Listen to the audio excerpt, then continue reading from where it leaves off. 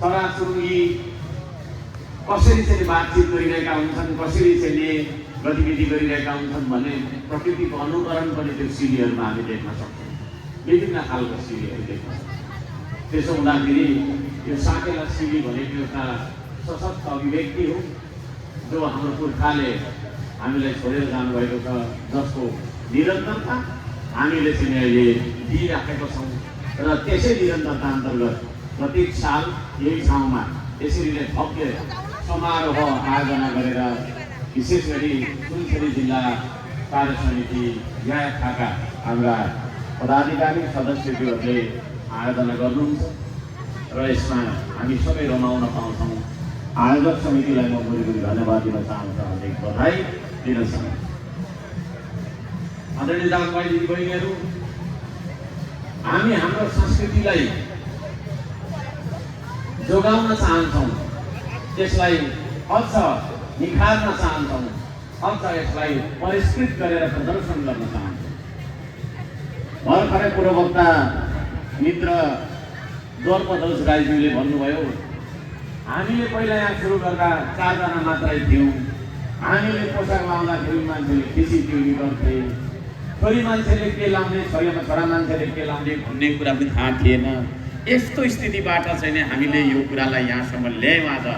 त्यसमा अनेक परिकारको अवरोध, अनेक परिकार चाहिँ तपाईँको अवरोधहरू, अनेक परिको विरोध र आलोचनाहरू हामीले खेल्यौँ भनेर उहाँले भन्नुभयो।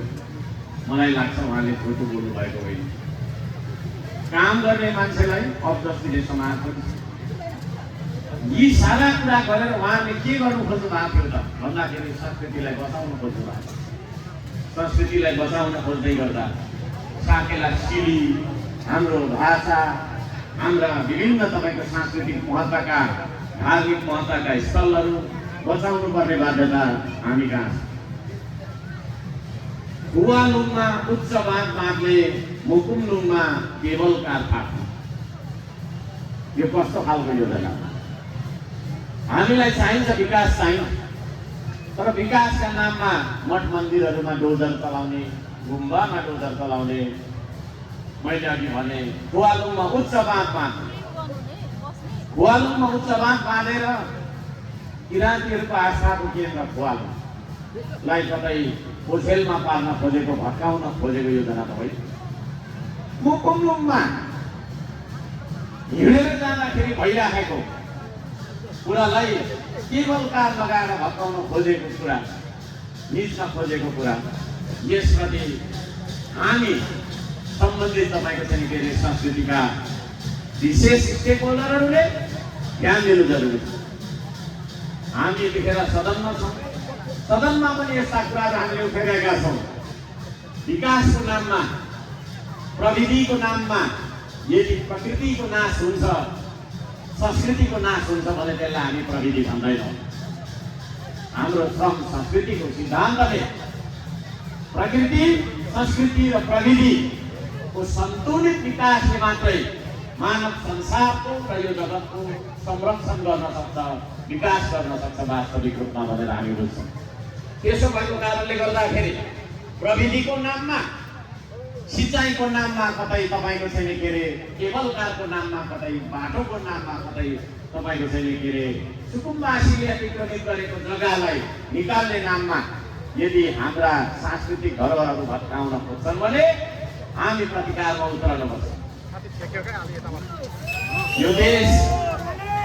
यो देशको इतिहास, यी सारा कुराहरू हामी यहाँ भनिरहन आवश्यक छैन। म यहाँ सबैजनालाई यो निवेदन गर्न चाहन्छु, जानकारी दिन चाहन्छु। हामी हाम्रो अस्तित्वमा, हाम्रो सांस्कृतिक धरोहरमा, हाम्रो सांस्कृतिक विरासतमा हामी सचेत छौँ।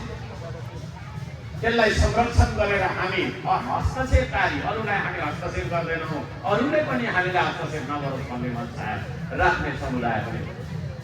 त्यसो भएको कारणले गर्दाखेरि हाम्रा सांस्कृतिक स्थानहरूमा, हाम्रा धार्मिक आस्थाका स्थानहरूमा यदि राज्यले विकासको नाममा अतिक्रमण गर्न खोज्छ भने, राज्यले हामीलाई तपाईँको चाहिँ पेल्न खोज्छ, हेर्न खोज्छ भने हामी चुप लागेर बस्नु हुँदैन। त्यही राज्यभित्र हामी पनि छौँ, हामी पनि राज्यको हिस्सा हौँ। यो म यहाँ सबैजनालाई जानकारी दिन चाहन्छु, निवेदन गर्छु। हामी श्रम गर्ने मान्छे, अघि भर्खर भने हाम्रो किराँती संस्कारले संस्कृतिले श्रम गर्नु भन्छ, धेरै गफ गर्नु भन्दैन। तर हामी आधुनिक राजनीतिमा आयौँ, हामी पनि त्यसरी गफ गर्ने भयौँ। म त लाग्छ नबिसाइ 1 वर्ष भाषण गर्न सक्छु कि जस्तो लाग्छ। तर हाम्रो पुर्खाले काम गर्नु भनेको हामी श्रम गर्छौँ।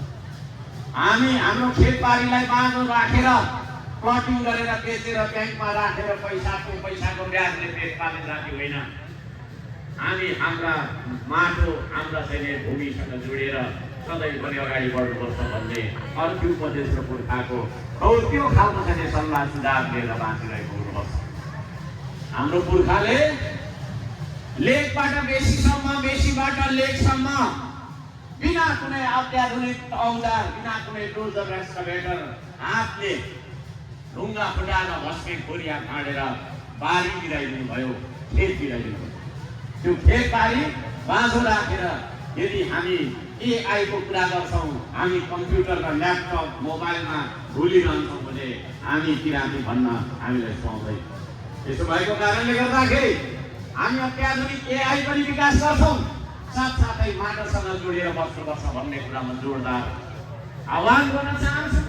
यदि हामी माटोसँग जोडिँदैनौँ भने हामीलाई यो देशको माया लाग्दैन, हामी यो देशको भूमिपुत्र पुत्र हौ भन्ने दाबी गर्ने ठाउँ रहँदैन। त्यसो भएको कारणले गर्दाखेरि हाम्रा बाँझा रहेका बारीहरू खन्न थाल्नुपर्छ, जोत्न थाल्नुपर्छ। यहाँलाई यो पनि अवगत छ। हामी पसिनाले यो देश बदल्न चाहने मान्छे रगतको होली खेलेर अरूलाई मारेर रगत टेक्दै गएर सत्ताको कुर्सीमा बस्ने विश्वास गर्दैनौँ।